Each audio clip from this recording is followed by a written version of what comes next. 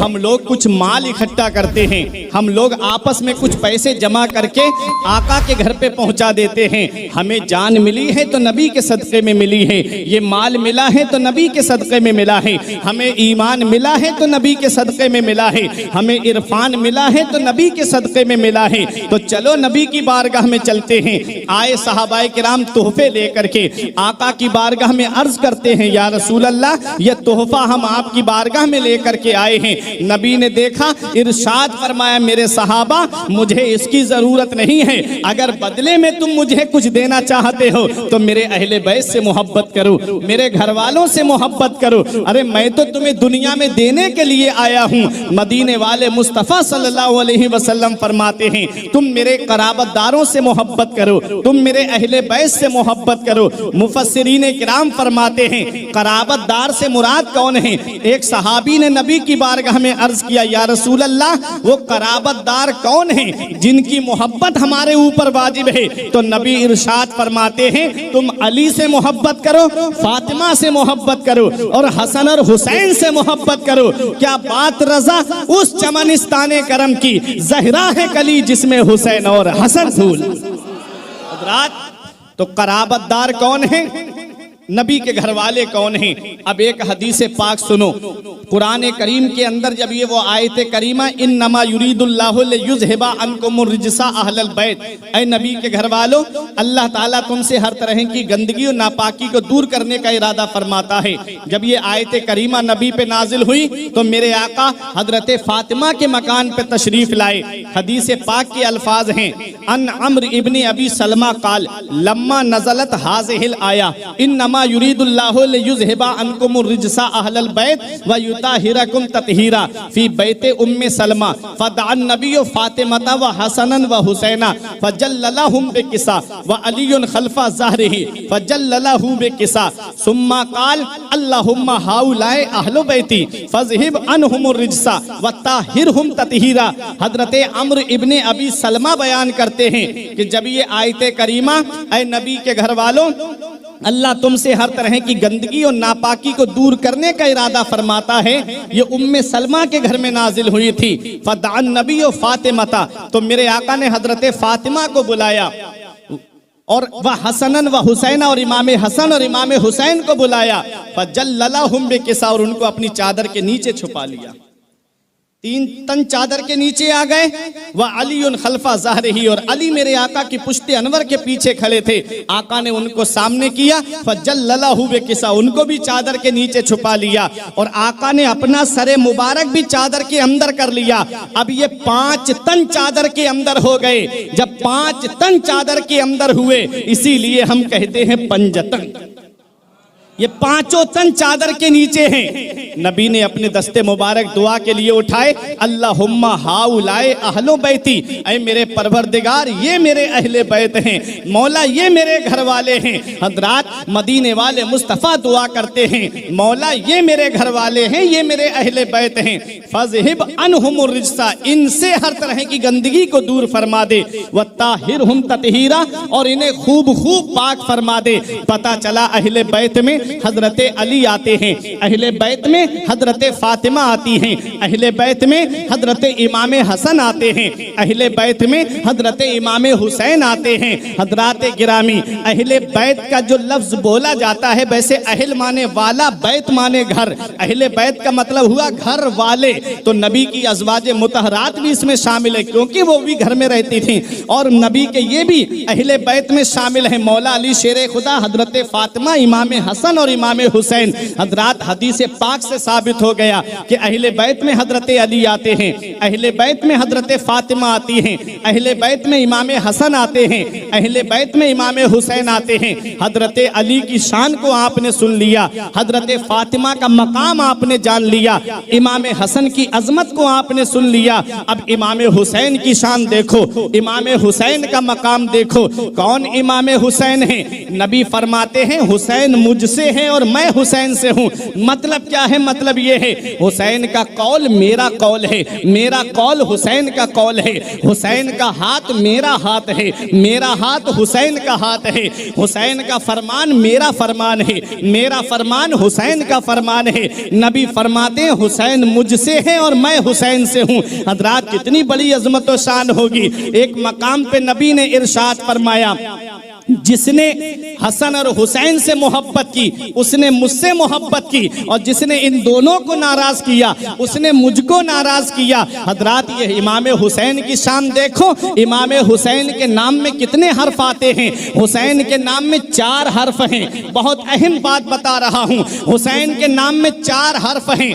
हा, सीन, या, नून मिला करके हुसैन होता है। और ये चारों हर्फ हमें अलग अलग पैगाम दे रहे हैं। हाँ क्या पैगाम दे रहा है? सीन क्या पैगाम दे रही है? या क्या पैगाम दे रही है? नून क्या पैगाम दे रहा है? आप चारों हर्फों को देखें तो हुसैन का नाम ही बता रहा है। कौन हुसैन है? वो हुसैन जिन्हें रसूल खुदा की तस्वीर कहा जाता है, वो हुसैन जिन्हें सिद्दीक की सदाकत का पैकर कहा जाता है, वो हुसैन जिन्हें फारूक आजम अशिद्दाओ अलल कुफ्फार की शमशीर बरहिना कहा जाता है, वो हुसैन जिन्हें रहमो करम में जुन्नूरैन जामिउल कुरान का मजहर अतम कहा जाता है, वो हुसैन जिन्हें मौला अली शेर खुदा की शुजाअत के नाम से याद किया जाता है। हाँ हाँ वही हुसैन जिन्हें मैदान जंग का शहसवार कहा जाता है, वो हुसैन जिन्हें फातिमा का नूर नजर कहा जाता है, वो हुसैन जिन्हें अली का लख्ते जिगर कहा जाता है, वो हुसैन जिसे नबी का नवासा कहा जाता है, वो हुसैन जिसे हजरत ज़ैनब का भाई कहा जाता है, वो हुसैन जिसे इमाम हसन का भाई कहा जाता है। हाँ हाँ वही हुसैन, हुसैन का नाम बता रहा है। कौन हुसैन है? हुसैन के नाम के हुरूफ बता रहे हैं। कौन हुसैन है? हाँ, सीन, या, नून, ये चारों हर्फ हमें अलग अलग पैगाम दे रहे हैं। हाँ ने कहा हक वाला हुसैन, सीन ने कहा सजदे में सर कटाने वाला हुसैन, या ने कहा याद खुदा में मस्त रहने वाला हुसैन, और नून ने कहा नाना की उम्मत को बचाने वाला हुसैन। ये हुसैन का नाम हमें बता रहा है, हुसैन के हर्फ हमें बता रहे हैं। कौन हुसैन है? अली को फातिह बदरो हुनैन कहते हैं, अली को फातिह बदरो हुनैन कहते हैं, हसन को सिबते शहे मशरिकैन कहते हैं, और वफा की आखिरी मंजिल का नाम है अब्बास, कमाले सब्र रजा को हुसैन कहते हैं। वो इमाम हुसैन हैं जिनका नाम बता रहा है। कौन हुसैन? वो हुसैन, हक वाला हुसैन, सजदे में सर कटाने वाला हुसैन, याद खुदा में मगन रहने वाला हुसैन, नाना की उम्मत को बचाने वाला हुसैन। वो हुसैन, आप इमाम हुसैन की पूरी जिंदगी को आप देखें तो मेरे आका हुसैन की शान आपको अलग और मुमताज नजर आएगी। वो इमाम हुसैन, बचपन आपने सुना होगा, आज जवानी सुनो। नबी फरमाते हैं अल हसन वल हुसैन सैयदा शबाब अहलिल जन्ना, हसन और हुसैन जन्नती नौजवानों के सरदार हैं। तो जन्नती नौजवानों के सरदार हैं तो जवानी में काम क्या किए हुसैन ने? क्या कारहाय नुमाया अंजाम दिए? कैसे नाना मुस्तफ़ा की अदाओं को अपनाया, कैसे नाना मुस्तफ़ा के फरामीन पर अमल किया। आओ जरा देखो हुसैन की शान, इमाम हुसैन का मकाम देखिए। आका इमाम हुसैन रजी अल्लाह ताला अन्हु की शान देखे। इमाम हुसैन की जो शादी हुई, जो पहला निकाह हुआ है हजरत उमर फारूक आजम के दौर में, जब फारस को फतह किया गया था और वहां से यज़दजर जो बादशाह था वहां का, जो नौशेरवां के नस्ल में से था, खुसरो परवेज जो बादशाह गुजरा है उसी की नस्ल में एक लड़की थी जिनका नाम शहरबानो था। बड़ी हसीन और जमील, बड़ी खूबसूरत। जब उमर फारूक आजम के दौर में उस जगह को फतह किया गया तो शहरबानो को मआ हीरे जवाहिरात जो जेवरात पहने हुए थी ऐसे ही कैदी बना करके लाया गया मदीने शरीफ में।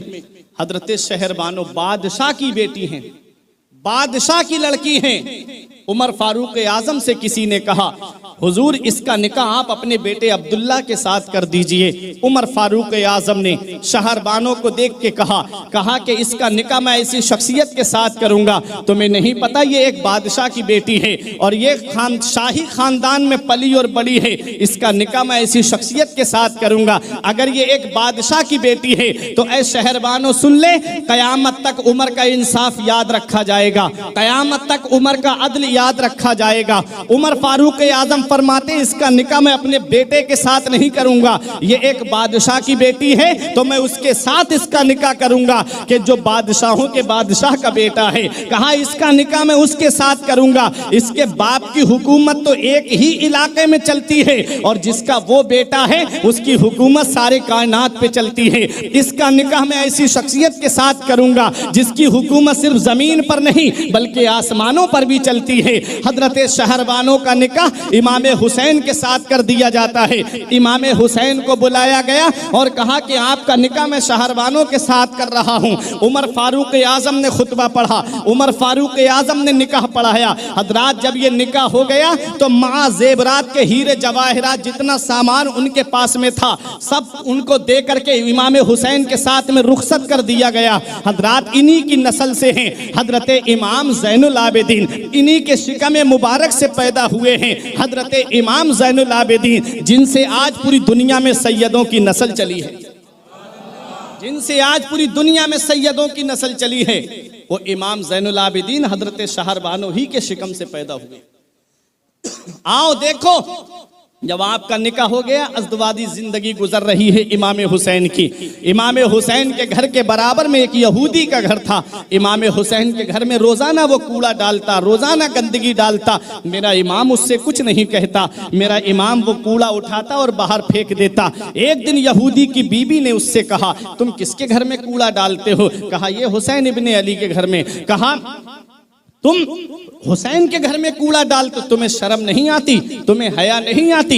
इमामुल अंबिया के नवासे हैं, दोनों आलम के मालिक व मुख्तार के नवासे हैं, तुम उनके घर में कूड़ा डालते हो। यहूदी शर्मिंदा हो गया, इमाम पाक के पास आया, आके कहता है हुसैन मुझे माफ कर दो, मुझसे गलती हो गई। मेरे हुसैन ने फरमाया क्या हुआ? कहा मैं आपके घर में कूड़ा डालता था, गंदगी डालता था और मेरे इमाम आप मुझसे कुछ नहीं कहते थे। मेरे इमाम ने मुस्कुरा के फरमाया मेरे नाना मुस्तफ़ा ने मुझसे फरमाया है और नाना मुस्तफ़ा की हदीस पाक है, नबी फरमाते हैं ला यदखुलुल जन्नता, ला यदखुलुल जन्नता, ला यदखुलुल जन्नता। 3 मरतबा नबी ने इरशाद फरमाया, नबी ने 3 मरतबा के वो शख्स जन्नत में दाखिल नहीं होगा, वो शख्स जन्नत में दाखिल नहीं होगा, वो शख्स जन्नत में दाखिल नहीं होगा। सहाबा ने अर्ज किया या रसूल अल्लाह कौन शख्स जन्नत में दाखिल नहीं होगा? तो नबी ने इरशाद फरमाया जो अपने पड़ोसी को सताता होगा वो शख्स जन्नत में दाखिल नहीं होगा। जो पड़ोसी को तकलीफ दे, नबी फरमाते हैं वो शख्स जन्नत में दाखिल नहीं होगा। सहाबाए किराम बयान करते हैं कि हमारे ऊपर आका ने पड़ोसियों के इतने हुकूक बता दिए कि हम डर रहे थे कि कहीं हमारी जायदाद में आका उनको वारिस ना बना दे, कहीं हमारी जायदाद में वो वारिस ना बन जाएं। इतने हक नबी ने बता दिए पड़ोसियों के। और देखो भूखे होने के एतबार से आका ने कोई मजहब की कैद नहीं लगाई। कितना प्यारा मजहब है हमारा मजहब इस्लाम। शरीयत में हमें मिलता है कि जब तुम इतना ख्याल रखा है पड़ोसियों का, अगर पड़ोसी गरीब है तो ये हुक्म दिया है कि अगर तुम अपने घर में गोश्त बना रहे हो तो उसको ढक लो, कहीं उसकी खुशबू पड़ोसी के घर में ना चली जाए। अगर वो गरीब है, उसके बच्चों ने उससे मुतालबा कर लिया तो वो गरीब कहाँ से ला करके देगा? इतना लिहाज रखा हमारी शरीयत में गरीबों का। आका ने यहाँ तक इरशाद फरमाया जब तुम अपने घर में गोश्त बनाओ तो थोड़ा पानी ज्यादा डाल लिया करो, शोरबा ज्यादा कर लिया करो ताकि थोड़ा पड़ोसी के घर में पहुंचा दो। इमाम हुसैन रजी अल्लाह ताला अन्हो फरमाते मेरे नाना ने मुझसे फरमाया है कि जो पड़ोसी को सताएगा वो जन्नत में नहीं जाएगा। तू मेरे घर में कूड़ा डालता था, मैं सब्र करता था, उसका अज्र मेरा रब मुझे अता फरमाता है। वो कदमों पे गिर के कहता है हुसैन मुझे माफ कर दो। जिसके नाना की तालीम इतनी अच्छी है, जिसके नवासे का किरदार इतना अच्छा है, उसका नाना सच्चा है, उसके नाना का मजहब सच्चा है, उसके नाना का दीन सच्चा है। हुसैन मुझे कलमा पढ़ाओ और मुझे इस्लाम में दाखिल कर लो। ये हुसैन है कि हुसैन का अखलाक देख करके यहूदी कलमा पढ़ रहे हैं, हुसैन का किरदार देख के यहूदी कलमा पढ़ रहे हैं। वो जुमला लिख लो दिल पे कि जब तक सर जिस्म से लगा रहा तब भी इस्लाम की खिदमत कर रहा है, और सर तन से जुदा हो गया तब भी इस्लाम की खिदमत कर रहा है। ये इमाम हुसैन हैं। हुसैन की शान देखो। मदीने वाले मुस्तफ़ा सल्लल्लाहु अलैहि वसल्लम की अमानतों के अमीन हैं इमाम हुसैन। और नबी ने फरमाया हुसैन मुझसे हैं और मैं हुसैन से हूं। तो नबी की अदाएं इमाम हुसैन के अंदर कैसी पाई जाती थी वो देखें आप। एक हदीस पाक है बुखारी शरीफ की, बाबुल इल्म में इसको बयान किया गया है। नबी ने इरशाद फरमाया, इस हदीस के रावी हजरत अनस इब्न मालिक है। अनस इब्न मालिक काला काला रसूलुल्लाह सल्लल्लाहु अलैहि वसल्लम हल तदरूना मन अजवद जूदा। नबी फरमाते हैं ए मेरे सहाबा, सबसे ज्यादा सखी कौन है, सबसे ज्यादा सखावत करने वाला कौन है? सहाबा कहते हैं अल्लाह व रसूलुहु आलमु, अल्लाह और उसका रसूल ज्यादा जानते। हुजूर आप ही बयान फरमा दीजिए कौन है सबसे ज्यादा सखी? काला अल्लाह ताला अजवद जूदा, सबसे ज्यादा सखी अल्लाह है, सबसे ज्यादा सखी अल्लाह है। उसके बाद आका फरमाते हैं अना अजवदो बनी आदम, फिर औलाद आदम में सबसे ज्यादा सखी मैं हूं। सुभान अल्लाह, सबसे ज्यादा सखी मैं हूं। मेरे आका हुजूर सल्लल्लाहु अलैहि वसल्लम की सखावत देखनी है, कभी माल अपने पास नहीं रखा। एक जंग के मौके पे आका के पास इतनी बकरियां थी कि 2 पहाड़ों के बीच में टोटल हिस्सा जितना आता है बकरियों से भरा हुआ था। एक शख्स आया, बोला ये बकरियां किसकी हैं? आका ने फरमाया मेरी है। उसने कहा अरे आप तो बहुत मालदार हो। हुजूर सल्लल्लाहु अलैहि वसल्लम ने इरशाद फरमाया तूने मेरी मालदारी क्या देखी? उसने कहा इतनी बकरियों के मालिक हो। आका ने इरशाद फरमाया जा बकरियां तू ले जा, मुझे जरूरत नहीं है दौलत की, ले जा। जितनी बकरियां थी सब दे दी आका ने। तारीख में लिखा है, हदीस पाक में लिखा है कि पहाड़ों के बीच का हिस्सा भरा हुआ था, 2 पहाड़ों के बीच का। टोटल बकरियां एक शख्स को दे दी। वो बकरियां लेकर के अपने कबीले में पहुंचा। कबीले वालों ने देख के कहा अरे तू तो बहुत ज्यादा गरीब था, तू तो मुफलिस था, तू तो कल्लास था, तेरे घर में फाके होते थे, तू इतनी बकरियां कहां से लेकर के आया है? उसने कहा ए मेरे कबीले वालों, अस्लिमू, तुम सबके सब इस्लाम ले आओ और मोहम्मद की बारगाह में चले जाओ। कसम खुदा की वो इतना देते हैं कि गरीबी का नामो निशान मिट जाता है। इसी को मेरा इमाम कहता है वाह क्या जूदो करम है शहे बतहा तेरा, नहीं सुनता ही नहीं मांगने वाला तेरा। नबी के एक सहाबी का बयान है मैं 10 साल हुजूर की खिदमत में रहा। हजरत जाबिर कहते हैं 10 साल हुजूर की खिदमत में रहा, मैंने कभी नहीं देखा कि कोई साइल नबी के दरवाजे पे आया हो और आका ने कहा हो अभी मेरे पास नहीं है, थोड़ी देर के बाद में आना, जब हो जाएगा तब दे दूंगा। ऐसा कोई जुमला नबी ने इरशाद नहीं फरमाया। जब भी साइल मांगने के लिए आया, मदीने वाले मुस्तफ़ा ने उसकी झोली को भर दिया है। हजराते गिरामी, ये मेरे नबी की सखावत है, ये मेरे नबी की शान है। इसीलिए मेरा इमाम कहता है मांगने वाले मंगतों को यूं चाहिए, मांगना और किसी से भी क्यों चाहिए? कौन देता है? देने को मुंह चाहिए, देने वाला है सच्चा हमारा नबी। नबी देते हैं। हदीस पाक मदीने वाले मुस्तफा फरमाते हैं वल्लाहु युती व अना कासिम, मेरा रब मुझे देता है और मैं बांट देता हूं। मेरा रब मुझे देता है और मैं बांट देता हूं, तकसीम कर देता हूं। अब इमाम का शेर खुदा खुदा का यही है दर, नहीं और कोई मफर मकर। मफर के माना आते भागने की जगह, मकर के माना आते ठहरने की जगह। कहते हैं कि खुदा खुदा का यही है दर, नहीं और कोई मफर मकर। जो वहां से हो यहीं आके हो, जो यहां नहीं तो वहां नहीं। रब है मोती ये है कासिम, रिज्क उसका है, खिलाते ये हैं। इन्ना आतैना कल कौसर, सारी कसरत पाते ये हैं। ठंडा ठंडा मीठा मीठा पीते हम हैं, पिलाते ये हैं। कसर दना तक किसकी रसाई, जाते ये हैं, आते ये हैं। मदीने वाले मुस्तफ़ा की सखावत कि कभी नबी के दरवाजे से कोई साइल खाली हाथ नहीं लौटा। उसी नबी के नवासे हैं इमाम हुसैन, उसी नबी के नवासे हैं। देखा है ना, नाना की सखावत को देखा है, वालिद की सखावत को देखा है हुसैन ने, अम्मी फातिमा की सखावत को देखा है हुसैन ने, भाई हसन की सखावत को देखा है हुसैन ने।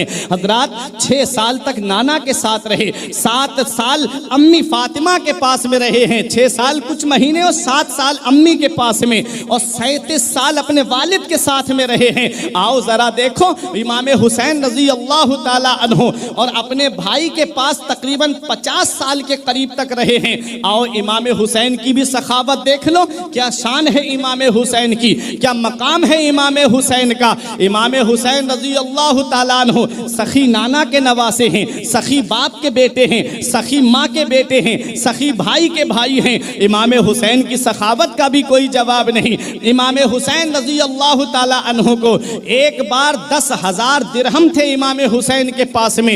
इमाम हुसैन वो दिरहम लेके मस्जिद नबवी के दरवाजे पे बैठ गए। आपका दोस्त साथ में बैठा हुआ था। इमाम हुसैन कहते हैं ये मैं राह खुदा में खर्च करूंगा। दोस्त ने कहा आपका लिबास फटा हुआ है, नया लिबास खरीद लीजिए, घर वालों के लिए कुछ खाने पीने का सामान रख दीजिए। इमाम हुसैन रजी अल्लाह ताला अन्हु के सामने एक साइल आया, आके कहता है हुसैन मेरी मदद कर दो। जितने दिरहम थे उठा के उस गरीब को दे दिए, कहा जा ले जा। ये इमाम हुसैन की सखावत थी। आओ जरा अगर हुसैन की सखावत आप देखेंगे तो हुसैन का मकाम और मर्तबा आप इससे अंदाजा लगाइए। एक साइल था, बड़ा खुददार था, गरीब था, किसी और के सामने उसने हाथ नहीं फैलाया, तो इमाम हुसैन के दरवाजे पे आ गया।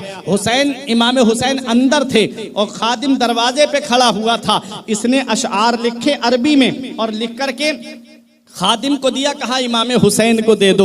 वो खादिम हुसैन के पास वो पर्चा लेकर के गया, उसमें लिखा था हुसैन मैं अपने घर में सबसे ज़्यादा गरीब हूँ, हुसैन मेरे पास कोई ऐसी चीज़ भी नहीं है कि मैं बेच करके अपने घर का गुजारा कर लूँ। मैं जानता हूँ आप सखी बाप के बेटे हैं, मैं जानता हूँ आप सखी माँ के बेटे हैं, हुसैन आप मेरी मदद कर दीजिए। मेरी खुददारी किसी के सामने हाथ फैलाने के लिए इजाज़त नहीं देती, इसलिए मैं आपके पास आया हूँ कि आप मेरा पर्दा रखेंगे, मेरा राज किसी के सामने नहीं कहेंगे। आका इमाम हुसैन के पास जब वो पर्चा पहुंचा तो जवाब आने में देरी हो गई। आप अल्लाह रब तबारक व तआला की इबादत कर रहे होंगे या तस्बीह व तहलील पढ़ रहे होंगे। इमाम हुसैन की तरफ से जवाब आने में थोड़ी देरी हुई।